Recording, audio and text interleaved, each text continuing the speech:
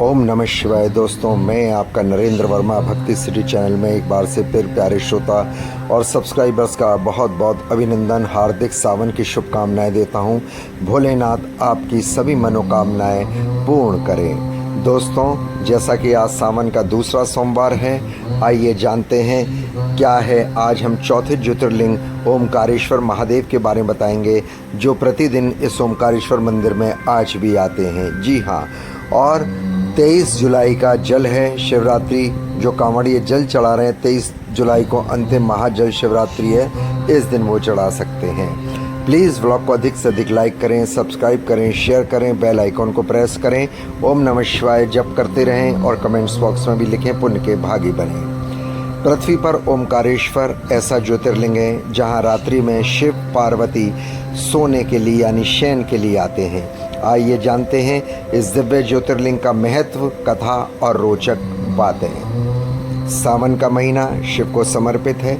शिव का आशीर्वाद पाने के लिए इस महीने में कई लोग 12 ज्योतिर्लिंग के दर्शन करने जाते हैं। 12 ज्योतिर्लिंग में 12 मंदिर हैं जहां शिव जी ज्योति स्वरूप में विराजमान हैं, यानी 12 ज्योतिर्लिंग में स्वयंभू भोलेनाथ माने जाते हैं। इन्हीं में से एक है ओमकारेश्वर ज्योतिर्लिंग। मध्य प्रदेश स्थित ओमकारेश्वर को 12 ज्योतिर्लिंग में चौथा स्थान प्राप्त है।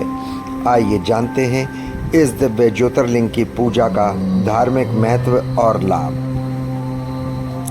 मध्य प्रदेश के इंदौर से करीब 80 किलोमीटर दूर नर्मदा तट के किनारे एक ऊंची पहाड़ी पर स्थित है ओमकारेश्वर ज्योतिर्लिंग। पहाड़ी के चारों ओर नर्मदा नदी बहती है। यह ज्योतिर्लिंग ओमकार यानी ओम के आकार के लिए है। इसी वजह से ज्योतिर्लिंग को ओमकारेश्वर कहते हैं, पुकारा या बोला जाता है। शिव पुराण में ओमकारेश्वर ज्योतिर्लिंग को परमेश्वर लिंग के नाम से भी जाना जाता है। ओमकारेश्वर ज्योतिर्लिंग के लेकर धार्मिक मान्यता है कि बाबा भोलेनाथ यहाँ रात्रि में शयन करने आते हैं। कहते हैं पृथ्वी पर एकमात्र मंदिर है जहाँ शिव और पार्वती रोज चौसर पासे खेलते हैं। रात्रि में शयन आरती के बाद यहाँ प्रतिदिन चौपड़ बिछाई जाती है और गर्भगृह बंद कर दिया जाता है। अगली सुबह में यहाँ पासे बिखरे हुए मिलते हैं। आश्चर्य की बात है, जिस मंदिर के भीतर रात के समय परिंदा भी पर नहीं मार सकता, वहाँ पर हर दिन चौपड़ बिखरे क्यों मिलते हैं। ओमकारेश्वर ज्योतिर्लिंग से जुड़ी कथा के अनुसार यहाँ राजा मांधाता ने इसी पर्वत पर कठोर तपस्या कर भोलेनाथ को प्रसन्न किया था। परिणाम स्वरूप राजा मांधाता के कहने पर भोलेनाथ शिवलिंग रूप में यहाँ विराजमान हो गए। तब से ये पर्वत मांधाता पर्वत कहलाने लगा। कुबेर देव ने यहाँ शिव को अपनी तपस्या से प्रसन्न किया था।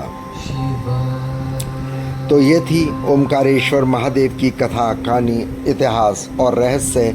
और केवल एकमात्र मंदिर पृथ्वी पर है जहाँ प्रतिदिन आज भी माँ पार्वती और भोलेनाथ चौसर रात को खेलते हैं, विश्राम करते हैं और शयन करते हैं। प्रतिदिन यहाँ लॉक कर दिया जाता है, ताला लगा के अच्छी तरह से, ये परिंदा ही पर ना मारे। लेकिन फिर जब अगले दिन यहाँ के पंडित लोग यहाँ के खोलते हैं दरवाज़ा, पुरोहित लोग, तो देखते हैं अस्वय चौसड़ होती है, यानी कि भोलेनाथ यहाँ पर आए हैं। इसका ये प्रमाण है। बड़े बड़े प्रेस मीडिया ने, बड़े बड़े साइंटिस्ट ने भी देखा और माना कि वाकई में यहाँ गौरी शंकर भगवान आते हैं ओमकारेश्वर में। ओमकारेश्वर इसलिए भी कहा जाता है, ये जो पर्वत है, ये जो पहाड़ी है, ये ओम आकार की बनी हुई है। यदि इसे हम ऊपर ड्रोन से देखेंगे, ड्रोन के ज़रिए, तो ये पर्वत आकार जो है ओम के आकार का बना हुआ है। इसलिए भी इसको ओमकारेश्वर मंदिर कहते हैं। दूसरा, माँ नदी नर्मदा के तट पर है। आप ज़रूर यहाँ पे जाएं, माँ नर्मदा का पूजा अर्चना करें। उसके बाद भोलेनाथ ओमकारेश्वर के दर्शन पूजा अर्चना करें। उसके बाद यहाँ ममलेश्वर महादेव भी हैं, उनकी भी पूजा अर्चना जरूर करनी चाहिए। अगर आप पे समय है सावन के दिनों में जाएं, लेकिन सावन के दिनों में यहाँ इतनी भीड़ होती है, या शिवरात्रि पे, या आपका कहते हैं जो कुंभ लगता है उसमें इतनी भीड़ होती है कि यहाँ पैर रखने की भी जगह नहीं होती है।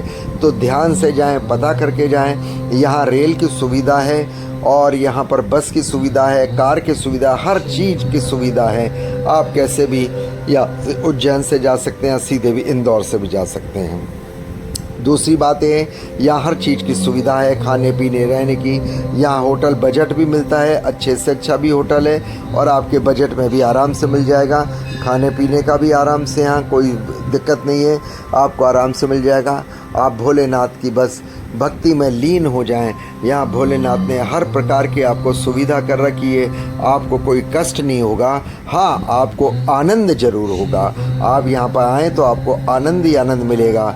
कुबेर ने जो यहाँ पे तपस्या भोलेनाथ की थी, इसलिए यहाँ पे कुबेर का भी एक मंदिर है, वहाँ भी ज़रूर जाएं। जब आप ओमकारेश्वर जाते हैं, पहले ओमकारेश्वर के दर्शन करके उसके बाद कुबेर मंदिर में जाएं, जहाँ भोलेनाथ शिवलिंग में विराजमान है, वहाँ ज़रूर जाएं। और वहाँ पे पंडित जी कुछ देते हैं, वो ज़रूर अपने उसमें गले में रखें, उससे आपको कुबेर के धन का लाभ होगा। तो दोस्तों, ओम नमः शिवाय। आप सबको दूसरे सावन सोमवार की हार्दिक शुभकामनाएं। प्लीज़ व्लॉग को लाइक करें, सब्सक्राइब करें, शेयर करें, बेल आइकन को प्रेस करें।